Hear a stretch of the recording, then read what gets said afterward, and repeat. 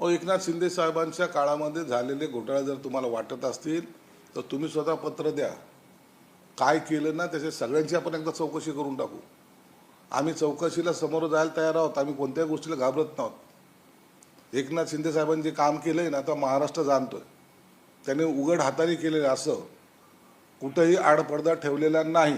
कोणताही निर्णय घेताना कुठेही असं काम केलेलं नाही ज्यामुळे सरकार अडचणीत येईल. म्हणून चौकशा ह्या सगळ्या प्रकरणाच्या जरी झाल्या तरी आम्ही त्याला बिलकुल सहकार्य करू, त्याला कुठेही विरोध करणार नाही. शरद पवारांनी राष्ट्रवादीकडून शॅडो कॅबिनेट तयार केली आहे. सरकारनं 100 दिवसाच्या कार्यक्रमाच्या मूल्यमापनासाठी पवारांनी टीम निर्माण केली. पवारांनी जी काय टीम तयार केलेली आहे ती टीम फक्त आता ते कुठंतरी कार्यरत राहावं यासाठी येते. जा महाराष्ट्रात दौरे करा, दौरे करून काही पदाधिकारी नेमा आणि काही पदाधिकाऱ्यांची उचलबांगडी करा. हा सगळं त्यांच्या पत्रकार परिषदेमध्ये जे काय पाहिले ते हेच आहे. परंतु यामध्ये एक निश्चित आहे, जयंत पाटलाला कुठे स्थान दिलेलं नाही.